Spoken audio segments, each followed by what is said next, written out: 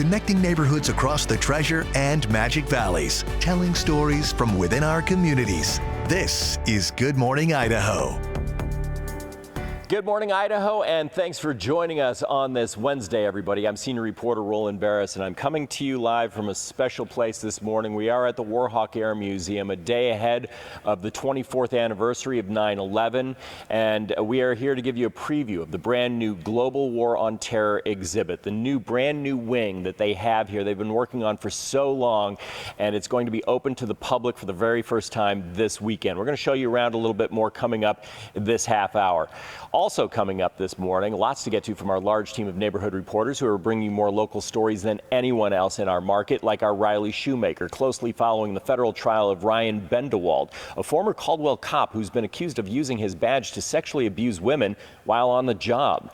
Riley brings us new details on his alleged crimes from the courtroom. Plus, Meridian neighborhood reporter Allie Tripke takes us to a packed city council meeting where the hopes of a new In-N-Out burger on 10 Mile Road were quashed as council members ended up denying the burger joint's appeal. We'll take a look at why, and so much more coming up this half hour. But first, let's get the latest on your weather as you're ready to head out the door with Sophia Cruz. Good morning, Sophia. Good morning, Roland. It is going to be a nice morning for us here, especially if you have been itching for that first taste of fall. That's going to be really a preview for us this week. Now, today it's still going to be partly sunny with highs in the lower 80s, similar to yesterday, but we will be looking at late afternoon and evening showers moving in across southwest Idaho. Also, we have a flash flood watch in effect, and I'm going to be showing you which neighborhoods this affects. Throughout the day, we do have some shower chances, but overall it's just a nice cool start waking up with lower 70s. So nice start to really just a good taste of fall, Roland. Yeah, I love the 70s. All right, thanks, Sophia. Appreciate it. Turning to the news now, and we start with the increasingly strange and disturbing kidnapping plot in the Eagle foothills, as now a second suspect has been arrested and new details are emerging, and they are bizarre. Our Greenlee Clark reports from the courthouse. I'm your Eagle neighborhood reporter, Greenlee Clark, continuing coverage of an alleged kidnapping in the Eagle foothills last week. Today, the second suspect accused in the case faced a judge for the first time. I was the only reporter in court Tuesday as 21-year-old Devin Larson stood before a judge. He is charged with second-degree kidnapping and misdemeanor battery. I understand you might not agree with the charges, but do you understand the two charges against you? I do. Prosecutors say Larson and 22-year-old Steen Lamb met a man in the Eagle foothills on September 5th. They say the victim thought he was getting pictures taken with his motorcycle. Prosecutors say the victim was tased in the back and held down. They say the men zip-tied the victim and put a bag over his body while they kicked, hit, and continued to tase him. Prosecutors say Larson helped with the kidnapping, including setting up the meeting. They asked the judge to set Larson's bond at $500,000, the same as Lamb's. The circumstances here are extremely concerning, especially regarding the threats that were made. In court, prosecutors said one of the assailants ordered the man to break up with his girlfriend or be killed, and another used his phone to send messages to her during the attack. The victim also told police the men warned they would hurt his family if he spoke to authorities. Defense attorneys asked for a lower bond, saying Larson has no criminal history and has lived in Idaho his whole life. The judge set bond at $300,000. Nevertheless, it'll still be somewhat high, $300,000. I suspect you're not going to make that. Larson is scheduled to be back in court on September 22nd, the same day as Steen Lamb's preliminary hearing. Reporting at the Ada County Courthouse, I'm your Eagle neighborhood reporter, Greenlee Clark, for Idaho News 6. I'm North End neighborhood reporter Riley Shoemaker outside the federal courthouse in Boise, where another day of testimony has wrapped up in the trial of former Caldwell Police Sergeant Ryan Bendewald. He faces federal charges, accused of using his badge to sexually abuse women. Cameras are not allowed inside, but here's what unfolded in court. The government called 3 current and former Caldwell police officers to the stand, all describing encounters with the same woman in December of 2018. Former Caldwell officer Casey McGrew testified about a call to her residence where she was believed to be harboring a fugitive. He said he saw her in the back of Bendewald's patrol car and recalled the sergeant spending several minutes alone with her inside a room of her trailer. Prosecutors pointed out Bendewald turned off his dash cam during the patrol car encounter. On cross, McGrew, who resigned from CPD after a workplace affair, admitted his memory was limited 7 years later. Next, former officer Emmett Schreiber testified about an unusual off-duty call from Bendewald for a welfare check, where that same woman was found unconscious in the shower. Schreiber said she woke up shouting, quote, "You're not Ryan," which prosecutors suggested referred to Bendewald. And current officer Myron Kershaw also called the welfare check out of the ordinary, citing bizarre instructions and personal contact between Bendewald and the woman. He said it was the only welfare check in his 30-year career that led him to write a formal report.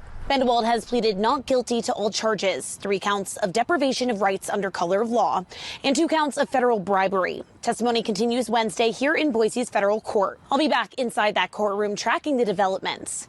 I'm North End neighborhood reporter Riley Shoemaker, Idaho News 6. The Ada County Sheriff's Office announcing that its mobile app is now available for download. The app is designed to improve public access to information and services and allows users to request extra patrols, send in anonymous tips, and sign up for emergency notifications, among other things. You can get it for free on your Apple and Android devices. Idaho State Police has a new furry friend to help them fight crime, and they're looking to the community to help name him. The drug detection canine will be handled by Corporal Howard, and he will choose from the top 3 names voted. You can find a link to vote on the Idaho State Police Facebook page and in the comments of the post. The top suggestion right now is Snitch. At Tuesday night's Meridian City Council meeting, neighbors weighed in on the impacts an In-N-Out burger could be at this open lot along 10 Mile Road and Lost Rapids Drive as Meridian City Council considers an appeal from the popular burger restaurant. I think the council is going to hear a lot of people, a lot of concern, a lot of anxiety. Standing room only at Tuesday night's Meridian City Council meeting as the council voted to deny the appeal. The last thing we need, in my opinion, is another drive-through. Neighbors I spoke to at the proposed site shared their concerns around added traffic and late-night activities so close to homes. They're a good company, but the traffic congestion that it's going to create on just about every part of this development is going to be intrusive. At the meeting, council members also pointed out the anticipated congestion and traffic impacts on the surrounding roads. But the burger chain said their data shows that this location wouldn't be as impactful as the popular Village at Meridian In-N-Out. While many were opposed, neighbors in favor also spoke at the meeting. I don't think we're going to have such a problem with this. I think it's getting a little overblown. So yes, in my backyard, and I approve. Thank you. In-N-Out also said it would close at midnight instead of the original 1 or 1:30 a.m. plan, which still doesn't sit right with neighbors like Elwood Cleaver. This is a neighborhood, and the neighborhood is not running around at 12:30, 1 o'clock in the morning. They've all retired for the evening, and if you walk around here after 8:30, 9 o'clock, it gets very quiet. The council's decision to deny the appeal comes after being denied by the city's Planning and Zoning Commission in April. I'm Meridian neighborhood reporter Allie Tripke for Idaho News 6. Animal services have been a growing concern in Canyon County for years. Now city officials are hoping to find a solution. I'm our Caldwell neighborhood reporter Leslie Solis, and I've been following the ongoing budgetary discussion between the West Valley Humane Society and Canyon County and how their inability to reach an agreement has spurred a request for a proposal that could usher in a new animal service in Canyon County. A decade-long partnership may come to an end. The lack of increases with our municipal partners has kind of backed us into a corner, really. West Valley Humane Society Vice President of Board of Directors Nicole Kreiner says their request for a budget increase totaling up to $1.5 million is not a want, but a need. Recognizing their financial challenges, we increased our budget from $83,000 to $483,000. Canyon County and Caldwell also increased their funding, but Caldwell fell short from the asking price. If we were to accept these funds, we would be coming back to the community asking for additional donations within a year of receiving this increase from our municipal partners. Each municipality decided to meet and make a decision. It concluded with a request for a proposal totaling nearly $1 million for a potential change for shelter services. While the nonprofit tells me they will be applying for the proposal, a shelter will be needed. And so whether that's a municipal run shelter, you might see an increase in euthanasias. The county tells me they're still unsure when the proposal will be published, but the animal nonprofit tells me they'll continue to provide services to community members like they have for years. I'm your Caldwell neighborhood reporter Leslie Solis for Idaho News 6. A significant escalation in the Russia-Ukraine war as Poland says it shot down Russian drones that entered its airspace. Good morning to our neighborhood of the day. Ketchum this afternoon will sit with the lower 70s, nice and cool, but we'll also be looking at a little bit of rain. So I'll have all the details you need to know coming up. All right, everybody, it is 10 minutes past the hour on this Wednesday. Let's take a look at your national headlines this morning. North Carolina Republicans are expected to hold a press conference in Charlotte today to discuss the stabbing death of a Ukrainian woman. Irina Zarutska was riding the bus home from work when DeCarlos Brown Jr. stabbed her to death in an apparently random attack. It's even caught on video. He's now facing federal charges, which could bring the death penalty. It added to an ongoing political debate these days as President Trump has deployed the National Guard in Washington, and his threats to do so exist in other Democratic-led cities and states. The emergency declaration behind the federal takeover of Washington, D.C. expires, by the way, today. Police say homicides, car thefts, robberies, and violent crime are down since the takeover. But the city had reported that virtually all crime had been at historic lows before the takeover even began. Now Republican lawmakers are introducing bills to expand federal control of D.C.'s justice system. And President Trump says he set his sights again on other cities. And the death rate in the U.S. last year dropped back to pre-pandemic levels. According to a new report, there were nearly 3.1 million deaths overall in 2024. Heart disease and cancer accounted for more than 40% of them. Drug overdoses, other unintentional injuries were the third leading cause of death. By the way, there were still tens of thousands of COVID-19 deaths, but the CDC says it fell out of the top 10 leading causes for death for the first time since the pandemic. And overnight, military officials in Poland say they shot down drones that violated its airspace during a Russian attack on Ukraine. It is the first time since Russia first invaded Ukraine that a NATO ally has directly engaged its military with Russia. ABC's Nicole D'Antonio is in Washington with the latest. Poland is on high alert after they say Russian drones entered the Polish airspace during a wave of attacks in neighboring Ukraine. Poland's prime minister says Polish and NATO air defenses were scrambled to shoot down the drones. The Polish actions mark what's believed to be the first direct military engagement between a NATO member and Russia since the Ukraine conflict began in 2022. The Polish government calling the incident an act of aggression that posed a real threat to the safety of our citizens, adding that its forces remain fully prepared for immediate response. Authorities even temporarily closing the airspace over parts of Poland overnight. It comes as Russia has ramped up its attacks on Ukraine. Ukrainian President Volodymyr Zelensky saying that Russia continues to kill and there's not enough support from global allies. Now he's urging allies to step up air defense supplies to the country. Over the weekend, Russia staged its largest aerial attack on Ukraine since the war began. During a meeting in London Tuesday, the Secretary General of NATO met with the British Prime Minister to discuss next steps for Ukraine's security and to try and get the U.S. more involved. Together with President Emmanuel Macron of France, you took the leadership on the coalition to win. And last week, the Europeans were able, together with help from NATO and others, to nail down what these security guarantees would look like. Of course, now we have to get the US involved. Before the attack, President Trump was once again pressed about brokering a peace deal with Ukraine. He says he expects to talk with Vladimir Putin in the next week.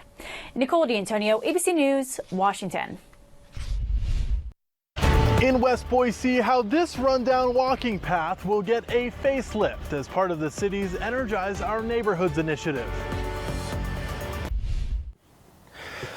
Welcome back, everybody, on a Wednesday, 15 minutes past the hour. You're watching Good Morning Idaho, and I'm senior reporter Roland Barris coming to you live from the Warhawk Air Museum. This is the new wing that they have added that's going to be opening on Saturday. It's the Global War on Terror, and they have done an amazing job. We showed you earlier some other aspects of it, but this is a really unique part of it. This is sort of a bar here, a military bar that they have created, and Carson Spear is here, and this is kind of part of the fun part, isn't it?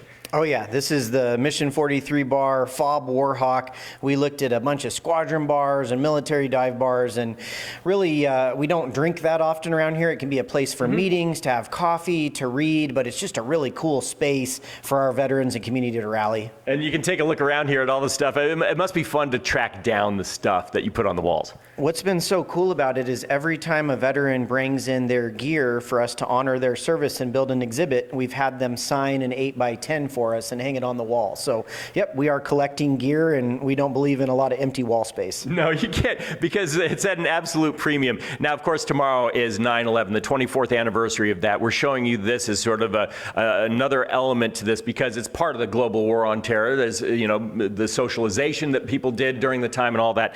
But really what we're here to do is remind people of what happens 24 years ago. Yeah, I think when you think about 9/11 and the war on terror, there's so much sacrifice, so much heavy stuff, but the Warhawk is a museum that's about people honoring the sacrifice and really community and camaraderie. It's a place of healing and joy, and so this space is going to be incredible. We also have a game changer new kitchen set up, so when we host corporate events or military promotions, it's easy for caterers to pull up outside and set up the chow line, and then we have a 50-student classroom up top for all of our education curriculum, which is going to be outstanding. That is really huge, because education is such a big part of it. Carson, thanks for joining us this morning. I know Carson's feeling under the weather today, so he got up early to help us. We really appreciate that. And again, tomorrow we'll have full coverage of the 24th anniversary remembrance of 9/11. And then on Saturday, this facility opens up, so you can come check it out for yourself. All right, reporting from Nampa, I'm senior reporter Roland Barris. Get the latest on the weather. Thanks, Roland. As you get ready with us on your Wednesday morning, good morning to you. It is a pretty quiet morning so far, but some of you will run into some light showers. So waking up, this is all ground clutter from the radar. Not any of this is really any rain hitting the Treasure Valley, but there is some rain moving over into eastern Idaho. Also, if you're waking up in Burns, McCall, even Cascade, some light showers pushing through this area. Now, eventually we will see some more widespread rain come about, but for today, the main point of really what I want you to notice is that we have a flash flood watch. This is all across eastern Oregon, and as you make your way into the central portions of it from 11 o'clock through the evening. Southwest Idaho isn't included in this, and I don't necessarily think we will be, but I do want you to check out some of these rainfall totals and really what we're picking up. Notice that a lot of the heavier rain makes its way from Cascade upwards towards McCall and into Baker City, where these numbers just hover just a little under an inch, if not a bit above it. For our valley floors, we average just about 1/10 of an inch in Mountain Home, almost near the same in Boise. And then as you start to head into the lower Treasure Valley, that's where you start to get near 1/4 of an inch. I think the heavier amounts will be falling in the lower Treasure Valley, such as Malheur County, Harney County, and as you start to make your way into eastern Oregon. For Southwest Idaho, I don't think we'll see a lot of the heavier rain unless you're in McCall or Cascade. So walking you through what this looks like, it's a cloudy start to our day, but it is pretty quiet overall. You're not going to notice too much change until the later afternoon ahead. By 6 o'clock, that's when we'll start to see some heavier showers organized. This goes from Rome all the way up into our west central mountains. It'll pass through the Treasure Valley overnight, so I don't think it'll really make any impacts to your morning commute or your afternoon commute from work, unless you're in eastern Oregon. For tomorrow morning, if you're heading out anywhere from Baker City upwards towards Pendleton, maybe you're going on a work trip there, heads up, it will be a rainy start to the day. For many of us, though, it'll be pretty dry along southwest Idaho. That story changes as we head into 5 o'clock. So a lot of these showers move into the late afternoon and evening. It starts to really scatter across your east and west central mountains, and then also down into your valley floor. So some spotty showers into tomorrow afternoon. Sticks around through your early Friday morning. But overall, the good news is that we're going to finally see that first taste of fall. So while we have rain chances on the board for Thursday and Friday, they lighten into Friday, sitting at about 30%. By that afternoon, we'll be sitting in the mid-70s. It'll be nice and feel like fall. And then over the weekend, looks even better. Dries out with lower 80s into Sunday, and then next week, the mid-70s and the cool conditions continue. This West Boise walking path is full of cracks, holes, and tripping hazards, but it won't be that way for long. I'm your West Boise neighborhood reporter Brady Caskey, and this is one of 6 community projects awarded money as part of the city's Energize Our Neighborhoods initiative. Hobble Creek Park is a jewel. Kathy Graham, president of the Centennial Neighborhood Association, says the walking paths that connect Hobble Creek Park to surrounding neighborhoods are in bad shape. So they applied for the city's Energize Our Neighborhoods grant and were approved. That part is going to be improved with the city's standard of 8-foot concrete with benches and trash cans so that people can walk along the creek, meet other people, and enjoy it.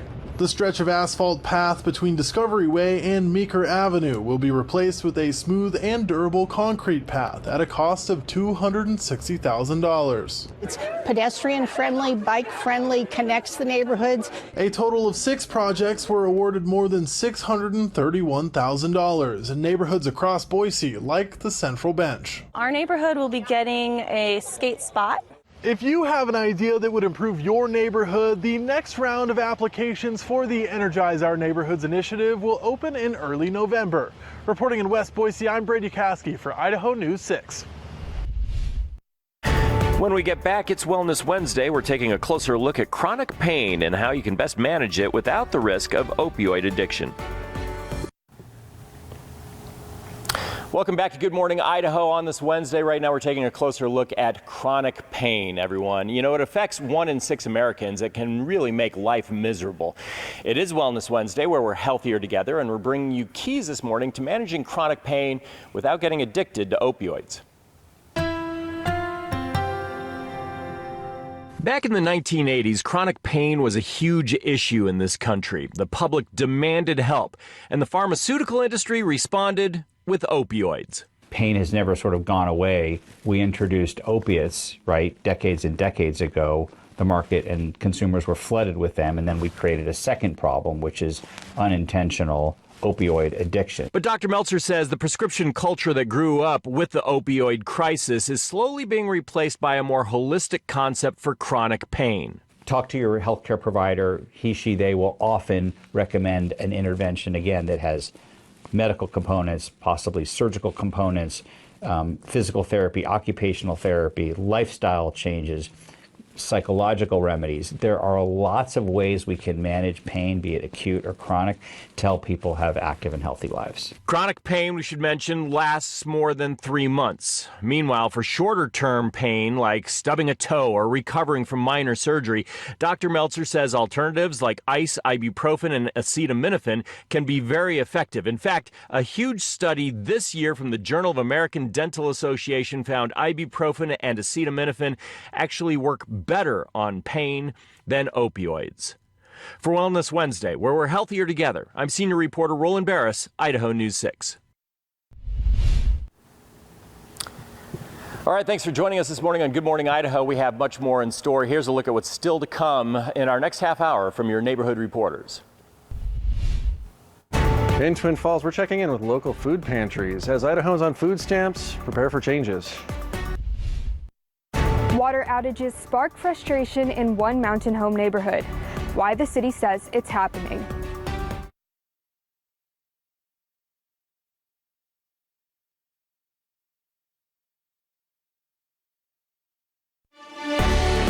Connecting neighborhoods across the Treasure and Magic Valleys, telling stories from within our communities. This is Good Morning Idaho.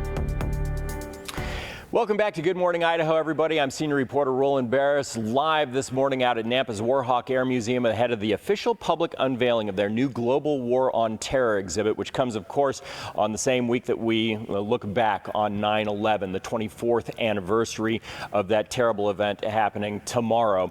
So we have been taking a look around here this morning, and we'll have more on that in a bit. Also, lots to get to from our large team of neighborhood reporters, bringing you more stories than anyone else in the marketplace, like our Don Nelson, who follows up on the transgender Boise State athlete who dropped her case challenging an Idaho law that banned trans athletes from competing in women's sports. Plus, our Sahana Patel brings us to Mountain Home, where neighbors have been frustrated this summer at sporadic water shutoffs and the city's lack of communication, they say, when it does get shut off. First, though, let's get the latest on our weather with Sophia Cruz. Not going to be using too much irrigation water much longer since fall is pretty much here. Yeah, fall is pretty much here, and if you've got any plants maybe you need to water, now's going to be a good time to put them out.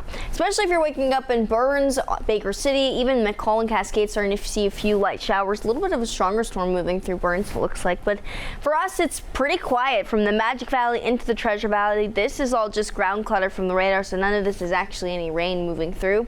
So as you get ready to start your day, maybe you grab the light jacket this morning and grab the umbrella. You'll need it for really the end of the work week, especially if you get caught in one of those strange showers. But for a majority of us today, it'll be dry again. You get lower 70s into lunchtime. By dinner time, you've got 80s on the board. So it's another nice, comfortable day ahead of us, Roland. I'm excited more so for tomorrow because we're going to get some good rain and also just some cooler weather. Yep. No, I agree. Today's going to be a gorgeous day, and then hopefully we get the rain to get rid of some of that smoke in the air. Thanks, Sophia. Appreciate it. We turn now to food stamps here in Idaho. Around 12% of Idahoans face food insecurity. And as a result of President Trump's big, beautiful bill, fewer people will be eligible for the program, despite growing demand.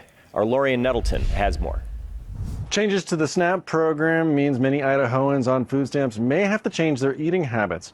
I'm your Twin Falls neighborhood reporter Lorian Nettleton, checking in with local food pantries to see if they've noticed a shift in demand as the SNAP changes start to take effect. Started with maybe 8 shelves. You know, we just did a few food boxes per week. In the 23 years since the Mustard Seed Ministries was founded, manager Marion Van Hoffagen said the pantry has grown a whole bunch. It's increased quite a bit, and the need has increased as well. Now they do 500 to 600 food boxes per month. We have appointments scheduled every day with our clients, and they come in and they shop. Marion told me how the ministry's vision is to model the life of Christ by helping people. Clothing people and feeding people and housing people.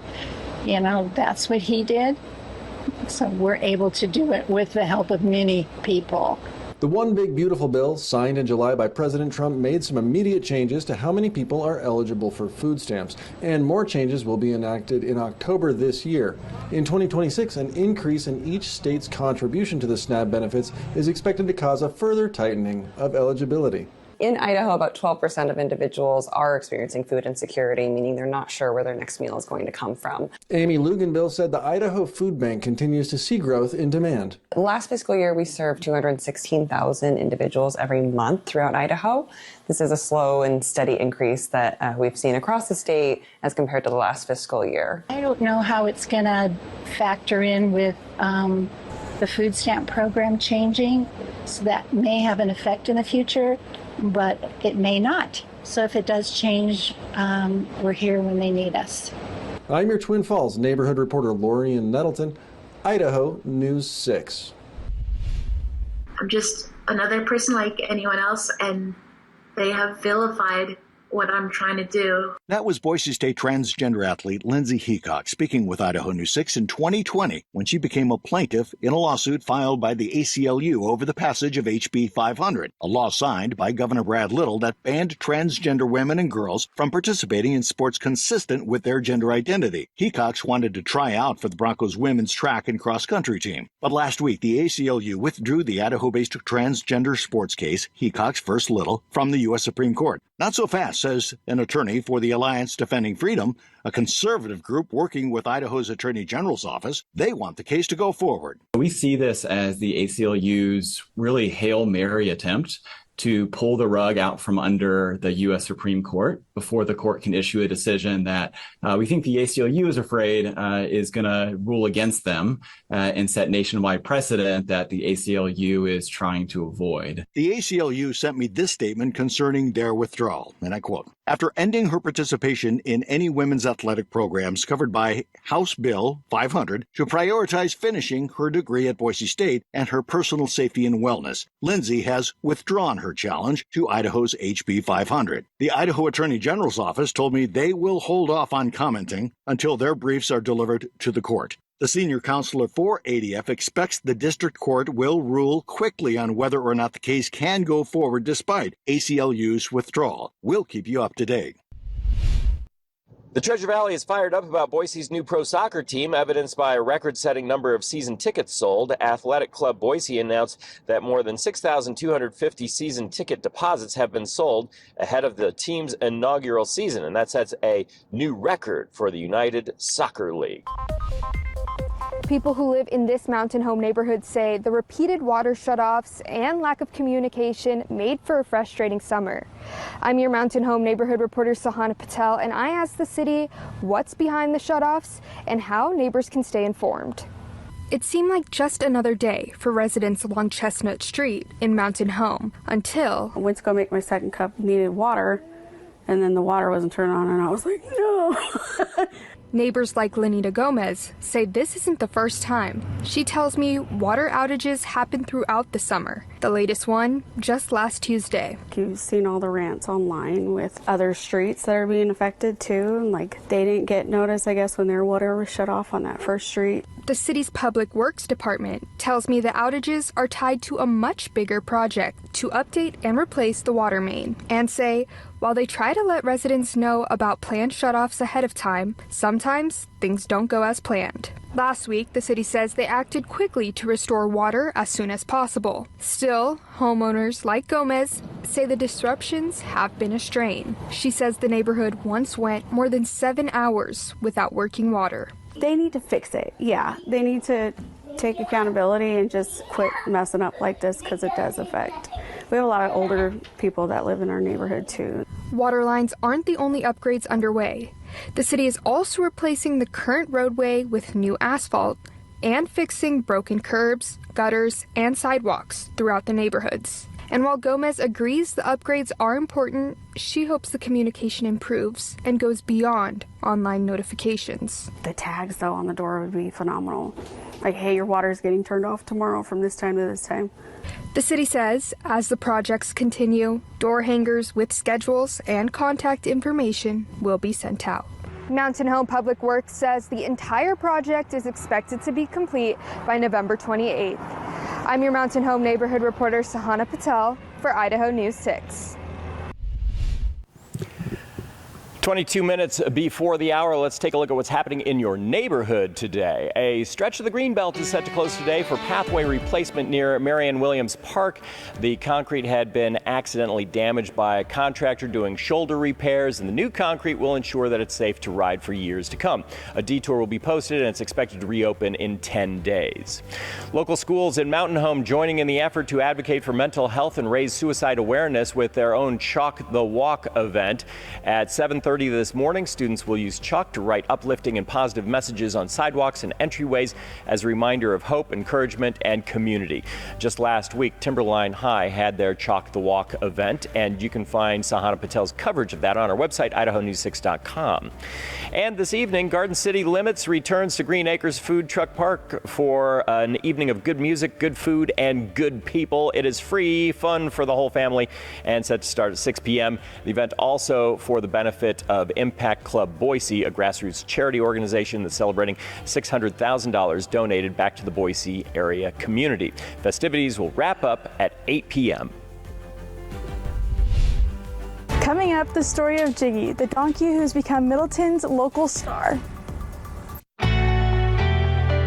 Expect to find a hometown icon in a pasture, but here in Middleton, Jiggy the donkey is just that. I'm your Canyon County neighborhood reporter Victoria Rodriguez, speaking with Jiggy's owners and how this beloved donkey became a part of this community.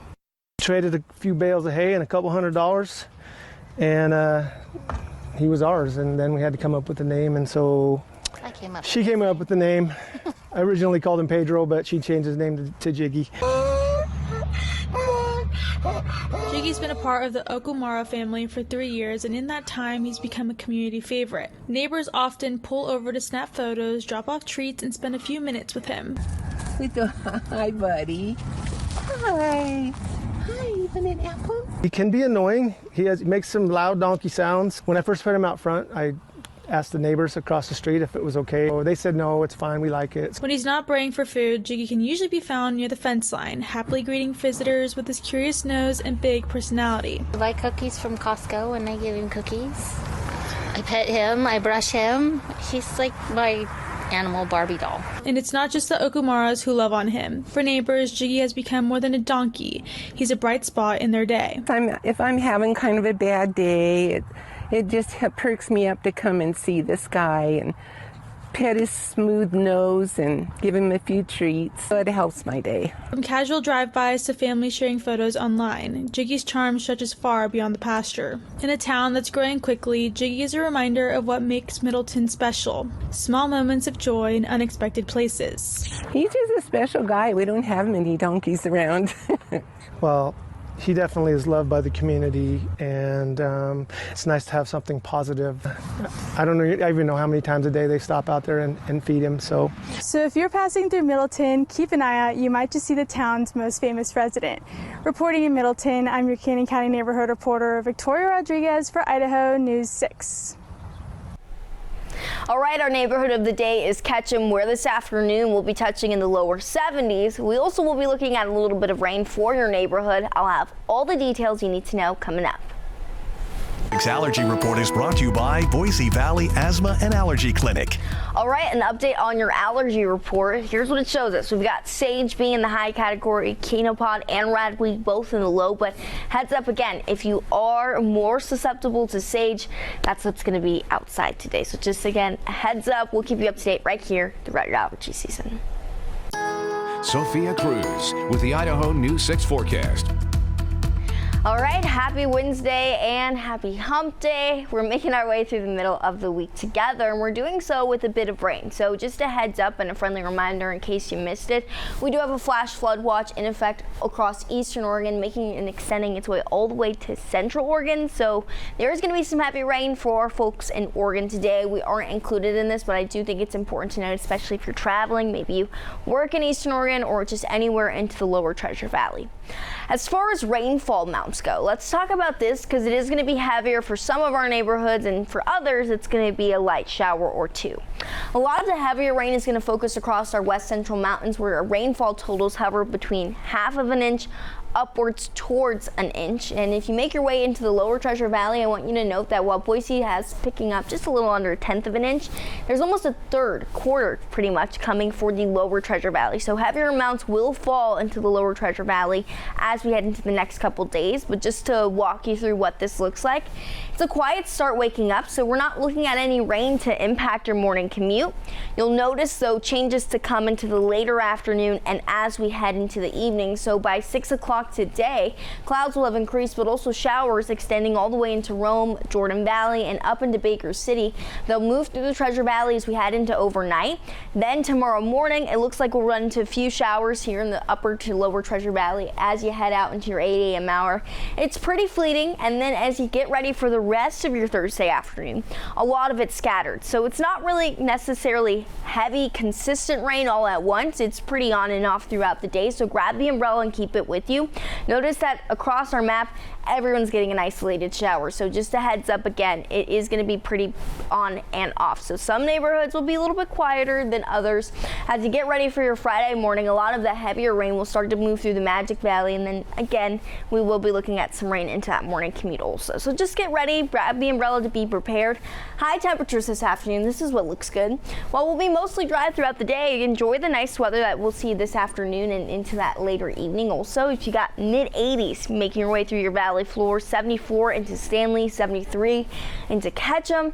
It's going to be overall just a pretty comfortable day ahead. We will look at those rain chances increase to our Thursday. They really start to taper off by Friday with just about a 30% chance. By then, we'll be sitting with the mid-70s, and then as you get ready for the weekend, you've got upper 70s to lower 80s, and then the cool weather continues even into next week. So just get ready by grabbing the umbrella and just having it on hand. Also, time to get you ready for is your morning commute. The Idaho News 6 traffic report is brought to you by Champion Windows. 6:51 is your time, and we're giving you a live look of downtown where things are starting to pick up on this Wednesday morning. Right now, we only have a couple areas of slowdowns. This is as you make your way onto Hillcrest and as you pass Amity Road.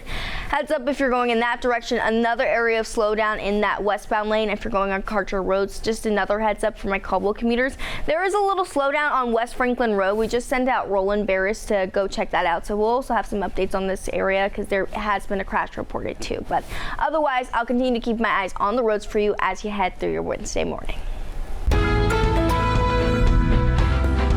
In this morning's GMA First Look, never before released video of the Wisconsin dad who tried to fake his own death. I guess everything kind of hinged on me dying in the lake. ABC News obtaining new records in video, including a 3-hour interview with detectives after he turned himself in last December. Borgwart telling investigators he needed to flip over his kayak to make a routine summer fishing trip look like a deadly disaster. I had a lot of things on that kayak. It's not a super big kayak, and the waves were, I don't know, it was just like I was fumbling around a lot that night. The last thing I need now is to actually die. Borgwart's disappearance set off a frantic search and made national headlines. He'd eventually book a flight to Paris and end up in the country of Georgia. Countless times I said, why am I doing this? But I kept going. And coming up at 7 a.m., we'll have the latest on this disappearing dad. With your GMA First Look, I'm Janae Norman, ABC News, New York. Good morning, Idaho. We're just wrapping up here, and in case you missed it, these are the top stories we're following from our neighborhood reporters. A second suspect was arrested for an alleged kidnapping in the Eagle Foothills. Continuing coverage, I went back to the Ada County Courthouse, learning the latest on a case out of the Eagle Foothills. A second person has now been charged, what happened in front of the judge, and what the latest is regarding the case. In Twin Falls, we're checking in with local food pantries as Idahoans on food stamps prepare for changes. The One Big Beautiful bill, signed in July by President Trump, made some immediate changes to how many people are eligible for food stamps. And more changes will be enacted in October this year. In 2026, an increase in each state's contribution to the SNAP benefits is expected to cause a further tightening of eligibility. New walking paths, signage, and a skate spot headed to Boise neighborhoods. Hobble Creek is one of 6 neighborhood projects seeing city funding as part of the Energize Our Neighborhoods initiative. More than $630,000 will be set aside to make improvements in neighborhoods across Boise. And you can learn more about these stories on idahonews6.com. Now, the Out the Door forecast, brought to you by Pella Windows and Doors. All right, your time is 6:56, and as you get ready to head out the door, you've got lower 60s heading through your morning. By lunchtime, we'll be sitting with the 70s, so it'll be pretty comfortable, mostly dry throughout the day, and then we'll be looking at some shower chances as we head into the later afternoon. So enjoy that nice, cool, dry period. Pack the umbrella. You'll want it, especially if you get caught in one of those strange showers. And to check out the rest of the forecast, head on over to idahonews6.com. Otherwise, let's get you ready now for your morning commute. The Idaho News 6 traffic report is brought to you by Champion Windows. Okay, it is 6:57 and we are giving you a live look of downtown where people are actually starting to head out. It's a pretty early start to the day. I know yesterday was pretty busy around this time, but here's a look at I-84 CUNA Meridian eastbound. That eastbound lane, all you can see is, it's kind of blurry on this camera, but there's tons of lights out there. Roads are starting to look a little bit busier again on that eastbound lane. I-84 usually gives us that stirrup in the morning, so just a heads up, it is already starting to look a bit busier out there. Right now, your drive times from Chinden Boulevard to US 20 sitting at just under 13 minutes, so still nice and green in this area. You've also got Caldwell into downtown eastbound.